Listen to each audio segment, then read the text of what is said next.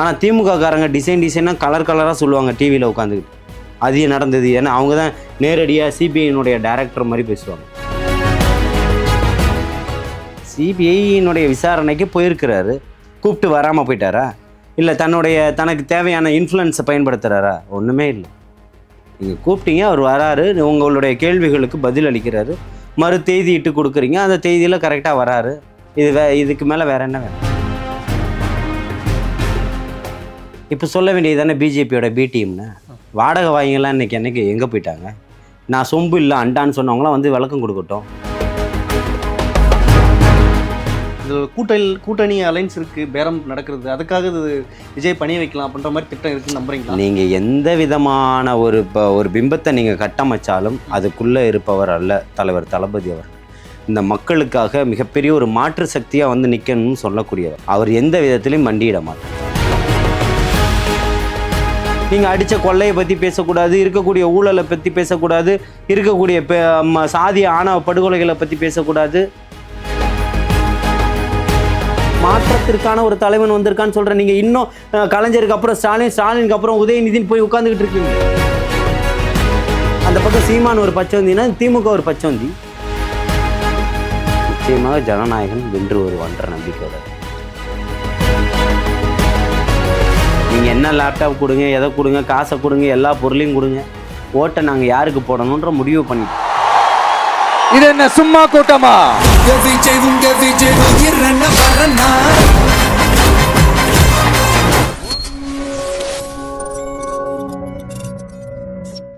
Colour கண்ணாடி voice நேயர்களுக்கு வணக்கம். இன்று நம்மோடு இருப்பவர் தாவேக்கா ஆதரவு ஜலீல் அவர்கள். வணக்கம் சார். வாழ்த்துக்கள். எப்படி இருக்கீங்க? நலமா இருக்கேன். இப்போ பார்த்தீங்கன்னா தொடர்ச்சியாக ரெண்டு விதமான விவாதங்கள் போயிட்டே இருக்குது. ஒரு பக்கம் விஜய் சிபிஐ விசாரிக்கிறது பார்த்தீங்கன்னா பாஜகவோட ஒரு கூட்டணி அலைன்ஸுக்காக அழைக்கிறதுமாகவும், இன்னொரு பக்கம் தான் வலைக்குள் தானே விழுந்து விட்டார் விஜய் சிபிஐ வச்சு அப்படின்ற மாதிரியும் விவாதங்கள் போயிட்டு இருக்கு. அதை எப்படி பார்க்குறீங்க? அதில் எதாவது அரசியல் இருக்கிறதா பார்க்குறீங்களா? இது அரசியல்னு சொல்லாமல் வேறு என்ன சொல்ல முடியும்? இதுதான் அரசியல். இப்போ சொல்ல வேண்டியது தானே பிஜேபியோட பி டீம்னு. வாடகை வாங்கிங்களாம் என்னைக்கு எங்கே போயிட்டாங்க?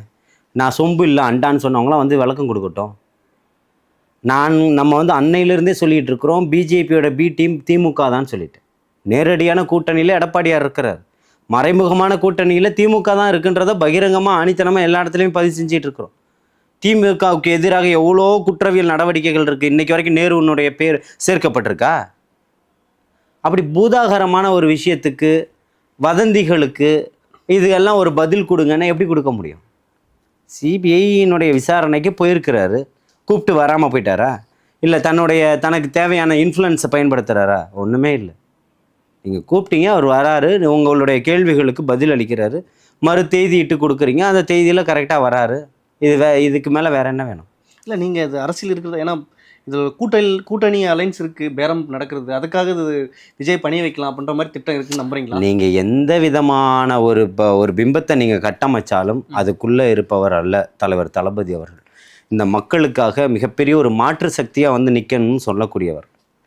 அவர் எந்த விதத்திலையும் மண்டியிட மாட்டார். அதே சமயம் பாஜகவுக்கு எதிராக நீங்கள் குரல் எழுப்ப மாட்டேன்றீங்க. ஏன்னா ஜனநாயகன் படத்தை குரல் எழுப்பினதாக இருக்கட்டும், இப்போது தொடர்ச்சியாக விசாரிக்கிறதா இருக்கட்டும், செந்தில் பாலாஜி இன்னும் விசாரிக்கல, விஜய் தரப்புலேருந்து மட்டும்தான் விசாரிக்கிறாங்க. ஆனால் இதுக்குள்ளே ஒரு அரசியல் இருக்குது. ஆனால் விஜய் இதுக்கு கருத்தே சொல்லாமல் அமைதியாக மௌனம். இல்லை, இதில் நான் என்ன கேட்குறேன், ஒட்டுமொத்த பேருக்குமே தெரியும் ஒருத்தன் திருடிட்டு போயிட்டான் அப்படின்னு சொல்லிட்டு அவனை திருடன்னு கூப்பிடாம வேறு என்னன்னு கூப்பிட முடியும்? அதை தெரிஞ்ச ஃபாசிஸ்ட்டுன்னு சொல்லிட்டாரு, உங்களை ஃபாசிசவாதிகள்னு சொல்கிறாரு. நீங்கள் அடக்குமுறையை நீங்கள் கட்டவிழ்த்து விடுவீங்கன்றதை சொல்லிக்கிட்டு இருக்கிறாரு. இன்றைக்கி நீங்கள் அப்படி தான் இன்றைக்கி ஒரு விஷயம் நீங்கள் பண்ணுறீங்கன்ற மாதிரி தோணிச்சுன்னா உங்களை எதிர்த்து பேச வேண்டிய என்ன? எங்கே இருக்கோ களம் அங்கே பேசணும். சும்மா திமுக மாதிரி பேசிக்கிட்டே இருக்கணுன்றீங்களா? ஏன் செந்தில் பாலாஜி ஏன் நீங்கள் விசாரிக்கல அப்படின்ற மாதிரி கேள்வியில் இருக்குது. எப்படி பார்க்குறீங்க? அதாவது இந்த விசாரணை ஆணையம் வேணும்னு கோருனது யார்? தாவேக்கா தானே. அப்போ அது எப்படி முன் வச்சிருக்காதா? ஆனால் திமுககாரங்க டிசைனாக கலராக சொல்லுவாங்க டிவியில் உட்காந்துக்கிட்டு. அது நடந்தது. ஏன்னா அவங்க தான் நேரடியாக சிபிஐனுடைய டைரக்டர் மாதிரி பேசுவாங்க. புரியுதுங்களா? பொய்யையும் புரட்டையும் சொல்வதற்கு திமுக ஒன்றும் புதுசு இல்லை, சொல்லித் தருவதற்கான வேலைகள் ஒன்றும் கிடையாது. செந்தில் பாலாஜியை விசாரிக்கலன்னு நீங்கள் கேள்வி கேட்குறீங்க, சாமானிய மக்கள் கேள்வி எழுப்புறாங்கல்ல. அப்போ அதெல்லாம் இருக்குல்ல. நேரில் போயிட்டு அத்தனை நாட்கள் ஒரு அறிக்கை தாக்கல் செஞ்சுருக்கீங்கள, அந்த சிபிஐ விசாரணை ஒன்று இருக்குல்ல, அந்த உச்ச நீதிமன்றத்தினுடைய ஓய்வு பெற்ற நீதிபதியின் தலைமையிலான குழு ஒன்று இருக்குல்ல. இப்போ இதெல்லாம் ஒரு அறிக்கை கொடுக்கணும். இது சொன்ன உடனே எல்லாம் நடந்துருமா? நாளைக்கே நடந்துருமா? நாளைக்கே கொடுங்க, தீர்ப்பை கொடுங்க பார்ப்போம். சிபிஐ உடனே கொடுத்துருமா? நாளைக்கே கொடுத்து மறுநாள் ஆகிடுமா? என் தங்கச்சி ஆசிபாக்கு இன்ன வரைக்கும் எந்த நீதியும் கிடைக்கலையே. என்ன பண்ணிட்டீங்க? அண்ணா பல்கலைக்கழக மாணவியினுடைய பிரச்சனை என்னவா இருக்குது? அவங்க பின்னாடி இருக்கக்கூடிய புலனாய்வு எல்லாமே வெளியில் வந்துருச்சா? இன்னும் அந்த சார் யாருன்றதுக்கு விடயங்கமே இல்லையே. அந்த பொண்ணுனுடைய முகவரிகள் எப்படி வெளியில் வரப்பட்டது? இது வரைக்கும் எந்த தகவலுமே இல்லையே. யார் வெளியிட்டதுன்றது எந்த ஆதாரமுமே கொடுக்கலையே. ஒரு காவல்துறை ஒரு பாதுகாக்க வேண்டிய விஷயத்த அதை இப்போ தவறு பண்ணும்போது என்ன பெரிய நடவடிக்கைகள் எடுத்துட்டீங்க? தூத்துக்குடி துப்பாக்கி சூட்டில் இருந்தவர் அத்தனை பேரும் கடந்த ஆட்சியில் சுட்டு தள்ளிட்டாங்கன்னா இந்த ஆட்சியில் பதவி உயர்வு கொடுத்துருங்க. அப்போ 2 பேருக்குமே சமமான மனநிலை இருக்குன்னு தானே அர்த்தம். மக்களை பாதுகாக்கக்கூடியவர்களாக நீங்கள் இல்லைன்னு தானே அர்த்தம். உங்களுக்கெல்லாம் இன்றைக்கி ஒரு மையப்புள்ளி, ஒரு ஆட்டத்துக்கு ஒரு காய் கிடச்சிருக்குன்னு உருட்டிக்கிட்டு இருக்கிறீங்க. அது தலைவர் தளபதியாக இருக்கிறாரு. நீங்கள் அடித்த கொள்ளையை பற்றி பேசக்கூடாது, இருக்கக்கூடிய ஊழலை பற்றி பேசக்கூடாது, இருக்கக்கூடிய சாதிய ஆணவ படுகொலைகளை பற்றி பேசக்கூடாது, போதை கலாச்சாரத்தை பற்றி பேசக்கூடாது, பெண்களுடைய பாலியல் வன்புணர்வை பற்றி பேசக்கூடாது, செயின் பறிப்பை பற்றி பேசக்கூடாது, ரவுடித்தனம் அதிகரிச்சுக்கிட்டே இருக்குது, கேங் ரவுடிசம் குறிப்பாக அதிகரிச்சுக்கிட்டே இருக்குது, அதை பற்றி பேசக்கூடாது. ஒரு தேசிய கட்சியினுடைய மாநில தலைவர் படுகொலை செய்யப்படுறாரு. இன்றைக்கு வரைக்கும் என்ன தீர்வுன்றது தெரியல. ஓராண்டை கடந்துட்டோம். இதுக்கெல்லாம் முக்கியத்துவம் கொடுக்கலையே. ஏன்? இல்லை, சிபிஐன்றது ஒன்றிய அரசு கட்டுப்பாட்டில் தான் இருக்குது. அப்போ திமுகவை தான் நீங்கள் விமர்சனம் பண்ணுறீங்க. இல்லை, நான் திரும்பவும் என்ன சொல்கிறேன், அப்போ மற்றதுக்கெல்லாம் போயிட்டு அன்னைக்கு சிபிஐ வேணும்னு நீங்கள் போய் கேட்டீங்க இல்லை. ஒன்றிய அரசனுடைய கட்டுப்பாட்டில் இருந்தாலும் ஒன்றிய அரசு கிழிச்ச கோர்ட்டுக்கெல்லாம் எல்லாத்தையுமே சிபிஐ கொடுத்துட்டு போய்டும்ன்றல. அதை மீறி நீதிமன்றம் இருக்கா இல்லையா? நீதிமன்றத்தை விட சிபிஐ உயர்வானதா? தீர்ப்பு தானே நீதி தானே உயர்வானது. அது மாதிரி நீதித்துறையை நம்புகிறோம். அண்ணல் அம்பேத்கர் அவர்கள் வகுத்து கொடுத்த அரசியல் சாசன சட்டம் அடிப்படையில் இருக்க இன்னைக்கு இந்த குடியரசு தலைவரனுடைய திரௌபதி முர்மு அவர்களுக்கு என்ன ஒரு சட்டம் இருக்கோ, பாதுகாப்பு இருக்கோ, அடிப்படையில் இருக்கக்கூடிய கடைகோடி உள்ளவனுக்கும் உணவே இல்லாதவனுக்கும் அந்த சட்டம் உண்டு பாதுகாக்கிறது. இப்படி ஒரு பக்கம் இருக்குல்ல, சிபிஐ குற்றப்பத்திரிக்கை தாக்கல் செய்தாவும் ஒரு பக்கம் சொல்கிறாங்க. விஜய் மேலே குற்றப்பத்திரிக்கை தாக்கல் வரல. இல்லை, யூகங்களுக்கும் அதாவது ஊடகங்கள் இதை தானே பெருசாக இல்லை, அதை தான் ஊடகங்களுக்கு வேறு என்ன வேலை? ஊடகங்களுக்கு என்ன வேலை?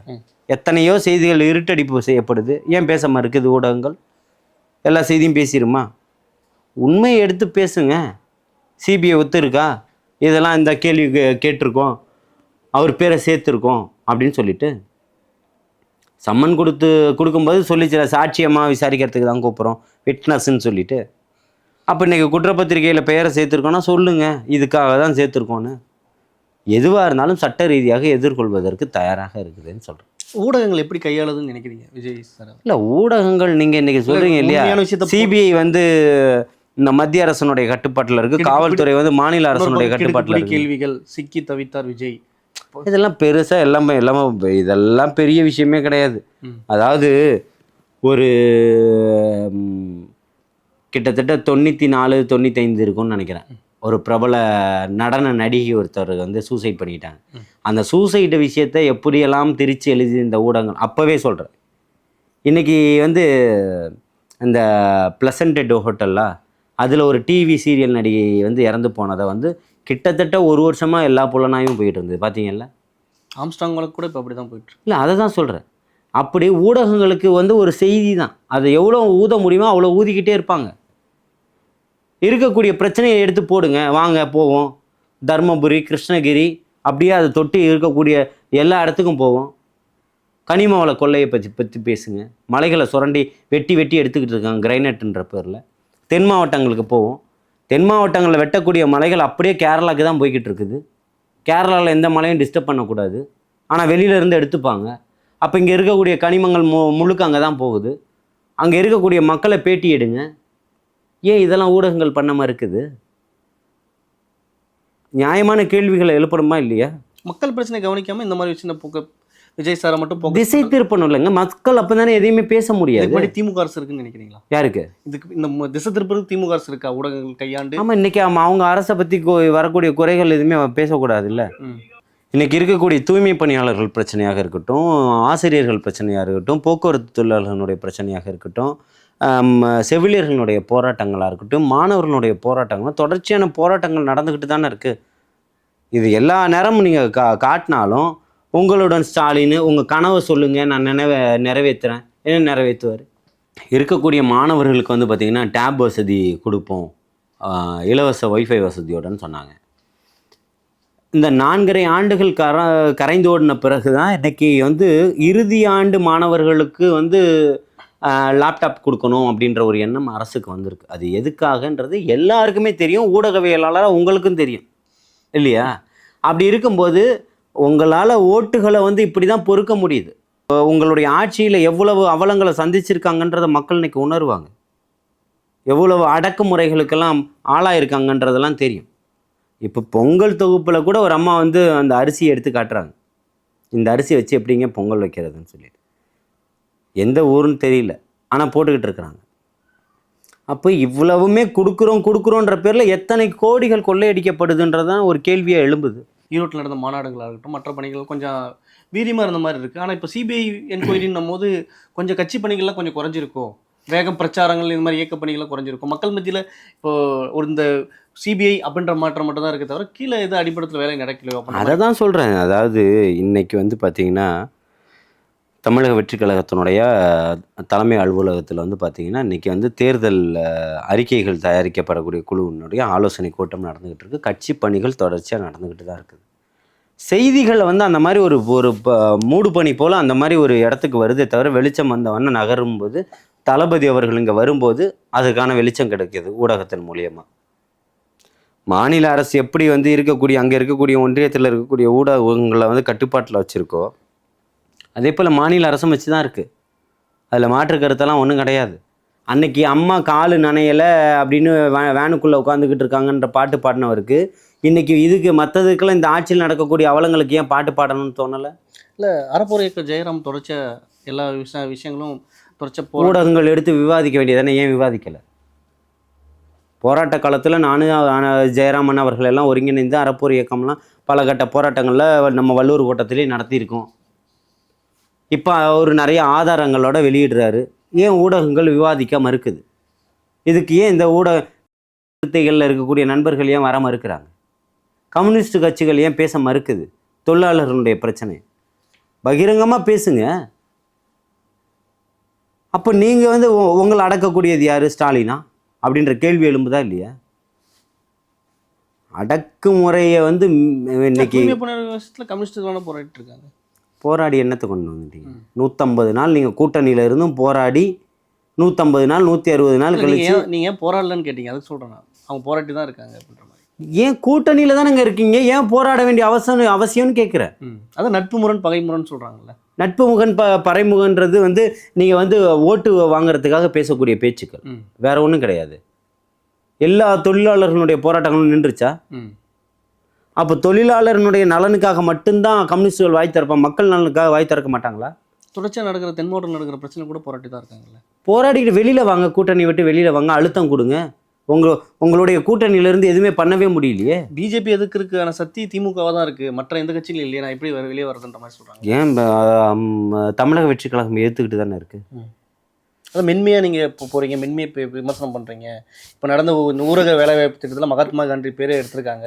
அதுக்கு எதுவும் நீங்கள் விமர்சனம் பண்ணலாம். நீங்கள் வந்து 99 கூட்டணியிலே உட்காந்துக்கிட்டு இருந்தீங்களே திமுகவோட சேர்ந்து. நாங்கள் திமுகவோடு தான் கூட்டணி, பாஜகவோட கூட்டணி இல்லைன்னு சொல்லிட்டு நீங்கள் சொல்லலாமா? இப்போ அதை இல்லை, அப்போ இருந்த சூழல் வேறு, இப்போ இருக்கிற சூழல். அதை தான் சொல்கிறேன், சூழலுக்கு ஏற்ற மாதிரி மாறுங்கன்னு சொல்கிறேன். இன்னைக்கு இருக்கக்கூடிய மக்கள் எந்த பக்கம் நிற்கிறாங்கன்னு பாருங்கன்னு சொல்கிறேன். ஆட்டோ தொழிற்சங்கள் எத்தனைகள் இருக்குது இன்னைக்கு? தளபதியினுடைய படத்தை போட்டு ஓட்டிகிட்டு இருக்காங்களே, அது தொழிற்சங்கங்கள் இல்லையா? இருக்கா இல்லையா? இருக்கு இல்லையா? அவங்களால பார்க்க முடியுது இல்லையா? கண்டிப்பாக. அப்போ அந்த மாதிரி இவ்வளோ ஒரு ஷார்ட் அண்ட் பீரியடில் இவ்வளோ வளர்ந்துருக்குதுன்னா கம்யூனிஸ்டுகளையும் வளரலை. இன்றைக்கி எத்தனை சீட்டுகள் வாங்கிக்கிட்டு இருக்கீங்க? அதெல்லாம் கேள்வியே எழும்புதா இல்லையா? அப்போ தொடர்ச்சியாக கடைசியில் இருக்கக்கூடிய கடைகோடியில் இருக்கக்கூடிய ஒரு மனிதனுக்கும் உணவு இல்லைன்னா அங்கேயும் வந்து நிற்கும். அது வரைக்கும் கம்யூனிஸ்ட் கட்சி இருக்குன்றது தான் உங்களுடைய வரலாறு. இன்றைக்கி அப்படி தான் இருக்கா? எதிலிருந்து பிறந்தது? கியூபாவை பற்றி பேசணும், ரஷ்ய புரட்சியை பற்றி பேசணும், ஃபடல் காஸ்ட்ரோவை பற்றி பேசணும், கம்யூனிஸ்டுகளுடைய வரலாறு நீண்ட நெடிய வரலாறுகள் இருக்கு. பிரிட்டிஷ் ஏகாதிபத்தியம் வந்து பார்த்து மிரண்டது கம்யூனிஸ்டுகளுடைய போராட்டங்களை, இல்லைன்னு சொல்லிட முடியுமா? அப்படிப்பட்ட போராட்டங்கள் இன்னைக்கு நடந்துக்கிட்டு இருக்கா? ஏன் நடக்கலை? அந்த கேள்வி எழும்புதா இல்லையா?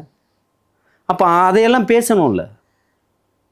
கம்யூனிஸ்டுகளை பற்றியும், கம்யூனிஸ்டுகள் சொல்லக்கூடிய வரலாறுகளை பற்றியும், கியூபாவை பற்றியும், ரஷ்யாவினுடைய புரட்சியை பற்றியும், சேகுவேராவுடைய வருகையை பற்றியும், ஃபிடல் காஸ்ட்ரோவை பற்றியும் பேசணும், லெனினை பற்றி பேசணும், இங்கே இருக்கக்கூடிய தந்தை ஜீவாவை பற்றி ஆயிரம் வரலாறுகள் இருக்கு. ஏன் மறைக்கிறீங்கன்னு கேட்குறேன். அப்போ அதையெல்லாம் பேசுங்க. அந்த மக்களுக்காக வந்து நில்லுங்க. அங்கே போராடக்கூடியவர்களுக்கு மத்தியில் சாக்கடையிலையும் இறங்கி போராடுங்களே.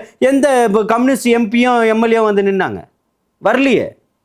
தமிழக வெற்றி கழகம் வந்து நின்றுச்சே. அதுதான் சொல்கிறேன், மாற்றத்திற்கான ஒரு தலைவன் வந்திருக்கான்னு சொல்கிறேன். நீங்கள் இன்னும் கலைஞருக்கு அப்புறம் ஸ்டாலினுக்கு அப்புறம் உதயநிதினு போய் உட்காந்துக்கிட்டு இருக்கீங்களே. கம்யூனிஸ்டுகளுடைய கொள்கையை அடித்து உண்டியலை போடுற மாதிரி நீங்கள் போட்டு போயிட்டீங்களே. ஆமாம், காசு கொடுத்தாங்க வாங்கணும், இதான் கம்யூனிஸ்டினுடைய கொள்கை. உண்டியல் எந்திரது தானே. அது கேவலமாக நினைக்குதா இன்னைக்கு இருக்கக்கூடிய கம்யூனிஸ்டுகள்? சுயநலமாக இருந்தீங்க, இன்னைக்கு இல்லையே. இதே தொகுதியில் அண்ணன் சவுந்தரராஜன் நிற்கும் போது நான் வேலை செஞ்சுருக்கேன் அவருக்கு. அதே நான் சொன்ன 99 காலகட்டம். அப்போ வந்து பார்த்தீங்கன்னா டயரில் பின்னாடி ஒரு போஸ்டர் ஒட்டி அதில் எழுதுவாங்க, கம்யூனிஸ்ட் தோழர்கள் வந்து எழுதுவாங்க, நாங்கள் கொண்டு போய் கட்டுவோம். பிரச்சாரம் பண்ணியிருக்கோம், ஆட்டோ பிரச்சாரம் பண்ணியிருக்கேன். இது வரலாறு. நீங்கள் எதையோ மறைக்கிறீங்களே. திமுக பின்னாடி இப்போ சமரசம் ஆகிட்டாங்க, எந்த போராட்டத்தையும் இல்லாமல் திமுக ஒரு நல்ல கூட்டணி அப்படின்ற மாதிரி இருக்காங்க அப்படின்றீங்களா? சிகப்பு நிறத்தில் கொடி ஏன் வந்ததுன்றதுக்கு ஒரு பெரிய வரலாறுகள் இருக்கு இல்லையா? அப்போ அந்த வரலாறுகள்லாம் இன்றைக்கி நடந்துக்கிட்டு இருக்கான்னு கேட்குறேன். இன்றைக்கி இருக்கக்கூடிய வெள்ளை துணிகள் அத்தனையும் சிவப்பாக தானே மாறிக்கிட்டு இருக்கு. அடிக்கிறதும் அடக்குமுறையை ஒடுக்குறதுமா தானே இருக்குது. பத்திரிகையாளரை இந்து அறநிலையத்துறையினுடைய அமைச்சர் எப்படி டீல் பண்ணுறாருன்னு தெரியாதா? நிச்சயமா. அதை எல்லா பத்திரிகையாளரும் ஏற்றுப்பாங்களா? இப்போ அவரே தான் வந்து நீளம் இல்லாமல் எங்கேயும் இல்லை அப்படின்றாரு. எப்படி நீளம் இல்லாமல் எங்குமே இல்லைன்றாரு. அவரே தான் இப்போ சொல்கிறாரு. இல்லை, நீங்கள் வந்து சொல்கிற உங்களுடைய தேவைக்காக நீங்கள் மாறுறீங்க. பச்சோந்திகள்னு சொல்கிறேன். பச்சோந்திகள்னு ஏன் உங்களை குறிப்பிடுறேன்? திமுக பாசிசவாதிகள், நீங்கள் பாயசவாதியான்னு கேட்டது தலைவர் தளபதி கேட்டது அதனால தான். பச்சோந்திகளுக்கு சமமானவர்கள். அந்த பக்கம் சீமான் ஒரு பச்சோந்தினா திமுக ஒரு பச்சோந்தி. நிமிஷ நேரத்தில் கலர் மாறுறீங்கன்னா உங்களை என்ன சொல்கிறது? பொங்கல் பரிசு கொடுத்து பார்த்தீங்க, ஒன்றும் வேலைக்கு ஆகலை. லேப்டாப் கொடுத்து பார்த்தீங்க, ஒன்றும் வேலைக்கு ஆகலை. மக்கள் எல்லாம் தெளிவாக இருக்கிறாங்கன்றது உங்களுக்கு தெரிஞ்சு போச்சு. உளவுத்துறையினுடைய அறிக்கை என்னன்றது தெரிஞ்சிருக்கும் இந்நேரம். ஏன்னா பொங்கல் தொகுப்பு கொடுத்து நீ அடுத்த 10 நாள் ஆயிடுச்சு இல்லை, லேப்டாப் கொடுத்த 15 நாளைக்கு மேலே ஆயிடுச்சு இல்லை. அப்போ மக்கள் அதையெல்லாம் பார்த்துக்கிட்டு இருக்கான்ல. அப்போ இவங்களுக்காக நீங்கள் என்ன லேப்டாப் கொடுங்க, எதை கொடுங்க, காசை கொடுங்க, எல்லா பொருளையும் கொடுங்க, ஓட்டை நாங்கள் யாருக்கு போடணுன்ற முடிவு பண்ணிட்டோம். அதனால் உங்களுக்கு கலக்கங்கள் நிச்சயமாக இருந்துக்கிட்டு தான் இருக்குது. ஒவ்வொரு காலகட்டத்திலையும் நீங்கள் வந்து அதை நோக்கி நீங்கள் உங்களால் நகரவே முடியாது. அதனால தான் நீங்கள் எல்லா தப்பையும் மறைக்கிறதுக்கு தாவேக்கா தளபதி விஜய் அப்படின்னு சொல்லி குறிப்பிட்டுக்கிட்டே இருக்கிறீங்க. இந்த நேரத்தில் நம்ம பேசணுன்னா மார்க்ஸ் சொன்னது தான், உன்னை வந்து அதிகமாக விமர்சிக்கக்கூடியவன் தான் உன்னை கண்டு அச்சப்படுகிறான்றதும், ஆரம்பத்தில் கேலியும் கிண்டலும் செய்வார்கள், ஆனால் நீ ஒரு தலைவனாக உருவெடுத்த பிறகுதான் வரலாறு உருவாகுதுன்னு சொல்கிறாரு. அது இப்போ அதே தான் சொல்லியிருக்கிறாரு, வரலாறு திரும்புகிறதுன்னு சொல்லிட்டு தலைவர் தளபதி அவர்கள். நிச்சயமாக மிகப்பெரிய ஒரு தமிழகத்தில் மிகப்பெரிய ஒரு வரலாற்று சிறப்பு இருக்குது. வரலாற்று பிழை வந்து சரி செய்யப்படும், வரலாறுகள் வந்து மாற்றி அமைக்கப்படும். கடந்த வரலாறுகள் இங்கே ஒரு கொள்கை ரீதியாக வந்த ஒரு கட்சிகள் திருப்பியும் மீண்டு எழும். அது தமிழக வெற்றி கழகமாக இருக்கும், அது மக்களுக்கானதாக இருக்கும். இப்படி ஒரு பக்கம் இல்லை, ஜனநாயகன் படம் வந்து வெளியாகுமா ஆகாதா? அது வந்து படம் வந்து ஓடிடியில் ரிலீஸ் ஆகும் அப்படின்ற மாதிரிலாம் சொல்கிறாங்க. இல்லை, இன்றைக்கி படம் வெளியாகுவது வந்து பார்த்திங்கன்னா அது தயாரிப்பாளர் அவர்களுடைய முடிவு, எதில் திரையிடணும் அப்படின்றது. நீங்கள் வந்து அடக்கலாம் நினைக்கும் போதெல்லாம் திமிரி எழுவது தான் அவருடைய பலமாக இருந்துக்கிட்டு இருக்குது. கரூர் மேட்டராக இருந்தாலும் சரி, இன்றைக்கி வந்து இந்த படத்தை வந்து வச்சு நீங்கள் பணிய வைக்கணும்னு நினச்சிக்கிட்டு இருக்கிறீங்க. அதுக்கு மிகப்பெரிய ஒரு சட்டம் ஒன்று இருக்குது. அதில் வந்து இருட்டறையாக இருந்தாலும் வக்கீல்களின் வாதம் வந்து விளக்காக இருக்கும். அறிஞர் அண்ணா அவர்கள் கோடிட்டு காட்டினது. நிச்சயமாக அம்பேத்கர் அவர்கள் எழுதிய சாசன சட்டம் இருக்குது. நிச்சயமாக ஜனநாயகன் வென்று வருவான்ற நம்பிக்கையோடு இருக்கு. காங்கிரஸ் கூட்டணி என்னவா இருக்கும்? ஏன்னா அவர் தொடர்ச்சியாக வந்து ராகுல் காந்தி ஒரு ட்வீட் பண்ணதாகவும் விஜய் எந்த ரிப்ளை பண்ணாதனால அதிருப்தியில் இருக்கிறதாகவும், இனிமேல் நம்ம கூட்டணிக்கே போக வேண்டாம், நம்ம இந்தியா அலைன்ஸ் தான் நம்மளோட இது, திமுக அலைன்ஸ் தான் அப்படின்ற மாதிரி சில விவாத பொருள் ஊடகங்களில் திமுக வட்டாரங்கள் எப்படி விவாதிக்கப்பட்டது எப்படி பார்க்குறீங்க? அதுக்கு முன்னாடி நடந்ததையும் பேசுவோம். தாவேக்கா தான் ஏதோ காங்கிரஸை போய் தொங்கிக்கிட்டு இருக்கிற மாதிரியும் காங்கிரஸ் வரலன்னு சொல்கிற மாதிரியெல்லாம் கதைகளை பேசியிருக்கீங்க. ஞாபகம் இருக்கு இல்லையா? ஊடகங்கள் பேசியிருக்கு. இன்றைக்கி தெரிஞ்சிருச்சா? இந்த பக்கம் இவ்வளவு நெருக்கடிகளை சமாளிக்கக்கூடிய ஒரு மனிதன் பிஜேபியினுடைய பி டீம் அல்ல. பிஜேபியினுடைய பி டீமாக இருந்தாலும் இல்லை கண்ணசைவு கிடச்சிருந்தாலும் இங்கே அத்தனையுமே அவருக்கு கிடச்சிருக்கும். அதுக்கெல்லாம் மசியக்கூடியவர் அல்ல. அதையெல்லாம் எதிர்த்து தான் இன்றைக்கி நிற்கிறாரு அப்படின்றத இன்றைக்கி வரலாறாக இருக்குது. அதே போல் தான் இந்த சம்பவம் சொல்கிறேன். ஜான் ஆரோக்கியசாமியும் சிபிஐயில் விசாரிக்கிறதாகவும் தினகரனில் ஒரு செய்தி அறிக்கை வந்திருக்கு. அதில் பார்த்தீங்கன்னா இவர் வந்து ஒரு கிறித்துவ மேடையில் வந்து ஆர்எஸ்எஸை கடுமையாக விமர்சனம் பண்ணதா அவர் டார்கெட் பண்ணதாகவும், அதே சமயம் வந்து அமெரிக்காவிலேருந்து மற்ற வெளிநாடுகள்லேருந்து இல்லீகலாக நிறைய அமௌண்ட்டை வச்சு உங்கள் கட்சிக்குள்ளே நிறைய வேலைகள் செய்கிறதாகவும் தினகரனில் ஒரு செய்தி அறிக்கை வந்திருக்கு. அது எப்படி பார்க்குறீங்க? உதயநிதியும் கிறிஸ்தவர் தான். அவருக்கு எந்த மிஷினரி ஃபண்டு பண்ணுதுன்னு தெரியல. அவர் ஒரு வேளை வாங்கி கொடுத்துருக்கிறாரான்னு கேளுங்க. அவர் ஒத்துக்கிட்டு இருக்கிறாரு. நான் தன்னை ஒரு கிறிஸ்தவன் அடையாளப்படுத்திக்கிட்டு இருக்கிறாரா இல்லையா?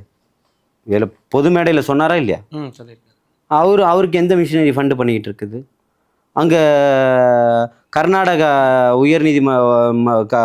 உயர்நீதிமன்றத்தில் ஒரு வழக்கு ஒன்று பதிவாச்சு தெரியுமா?